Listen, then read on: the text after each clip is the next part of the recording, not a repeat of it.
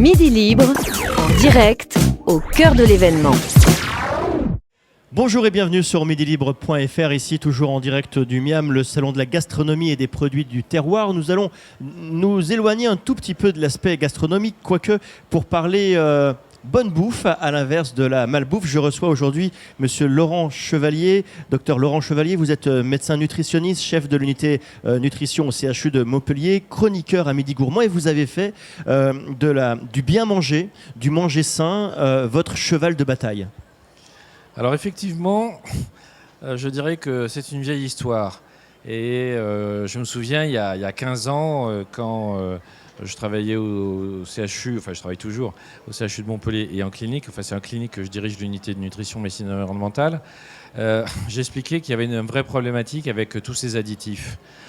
Toute cette chimie qu'on met dans l'alimentation, et on peut rajouter jusqu'à 350 additifs dans l'alimentation. Et tout ça, ça a des conséquences. Et à l'époque, je me souviens, mes confrères étaient un petit peu surpris, mais ils se disaient, tiens, c'est curieux ce qu'ils racontent notre confrère, mais n'étaient pas totalement convaincus.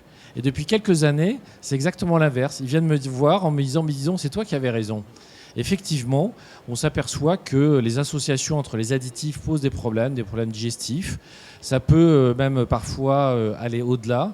Et on a un certain nombre de substances aussi qu'on met dans l'alimentation qui sont ce qu'on appelle des perturbateurs endocriniens et qui modifient le métabolisme. C'est-à-dire qu'aujourd'hui, vous ne pouvez plus considérer uniquement l'aliment en tant que tel, mais tout ce qui se passe en aval et en amont. Donc en amont, c'est bien entendu parfois des usages inconsidérés de pesticides, et en aval, c'est quel type d'emballage. Alors tout ceci finalement pour le consommateur est relativement anxiogène. Alors évidemment, je renvoie nos téléspectateurs à vos livres, Je maigris sain, je mange sain, Maigrir sans lutter, le dernier livre aux éditions Fayard, Moins de médicaments, plus de plantes. Est-ce qu'il existe une vérité finalement? Comment on peut en quelques mots expliquer comment bien manger? Je crois que le meilleur exemple qu'on peut avoir, c'est par exemple ce qui se passe aujourd'hui. C'est-à-dire que ce qui prime maintenant, vraiment, c'est la qualité des produits. On sait que l'industrie agroalimentaire et la malbouffe, ce qu'on appelle la malbouffe, c'est quand même toute la problématique de la chimie qui a été rajoutée dans l'alimentation. Et qu'est-ce qu'on observe?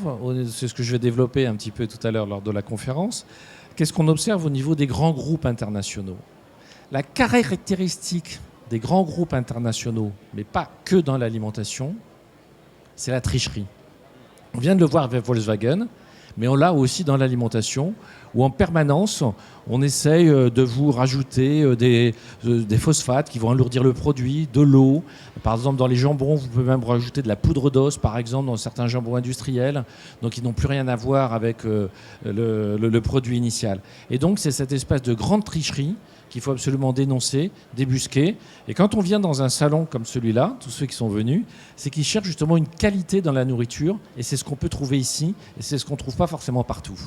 Alors, vous avez établi quelque chose d'assez intéressant, les vraies idées, les fausses idées, les fausses bonnes idées. Donnez-nous quelques exemples de quelque chose que tout le monde croit vrai, alors qu'en fait, on n'y est pas du tout. Je crois que tout à l'heure, on va développer un petit peu ça aussi, hein, c'est-à-dire qu'on va essayer de faire le tri entre le vrai et le faux.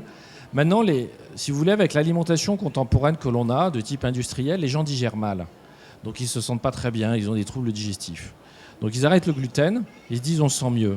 Mais ce n'est pas forcément le gluten, c'est parce que dans certains types de pain, vous allez avoir jusqu'à une dizaine d'additifs qui ne sont pas forcément bien tolérés sur le plan digestif. Les pains de mie, vous savez comment ils sont faits? On rajoute du sucre, on rajoute du gras, enfin les pains de mie industriels bien entendu, on rajoute tellement d'éléments, puis en plus il faut les faire gonfler un peu, etc., qu'à la fin, ils sont tellement éloignés du pain que vous savez ce qu'on fait? On insuffle un arôme de pain dans les sachets. Donc comment vous voulez ensuite bien digérer un petit peu tout ça? Donc si vous voulez, on a une problématique par rapport à ça. Et encore une fois, ce qui compte vraiment beaucoup, au-delà, je dirais, du gras, du sucré. Le sucré, on va en parler aussi un petit peu. Le gras, on va en parler aussi un petit peu. Mais c'est vraiment la qualité des produits qu'on va pouvoir trouver. Lorsque on vous écoute, ce qui se dessine derrière tout ça, c'est que notre nutrition au quotidien est finalement dédiée à des problématiques économiques. Est-ce que l'on peut bien manger si on n'a pas forcément des moyens financiers importants? Parce que finalement, on va là où beaucoup de consommateurs vont là où c'est moins cher. C'est ce que je démontre tous les jours à mes patients dans les consultations. c'est quand même faire le tri aussi entre ce qui est utile et ce qui est inutile. Quand on voit la consommation absolument hallucinante, par exemple, que l'on a de soda, quand on voit des produits qui ne sont pas forcément très utiles, comme certains types de biscuits, alors qu'on pourrait prendre par exemple plus facilement une compote, on peut prendre des fruits ou des choses comme ça, eh bien je crois qu'il y a un tri à faire dans son caddie.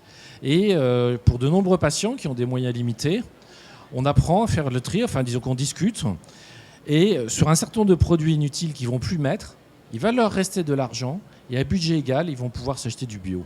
Et le bio, c'est aussi parallèlement beaucoup démocratisé, c'est-à-dire que le bio est de moins en moins cher, donc on peut trouver des produits bio à des prix tout à fait abordables, et la région peut le prouver dans notre bassin. Et dans Montpellier, même en Languedoc-Roussillon, on a des prix bio à des prix qui deviennent tout à fait raisonnables. Monsieur Chevalier, je vous remercie beaucoup. Je rappelle que vous venez de sortir aux éditions Fayard Moins de médicaments, plus de plantes. On se retrouve très bientôt sur midilibre.fr avec d'autres infos. Midi Libre, en direct, au cœur de l'événement.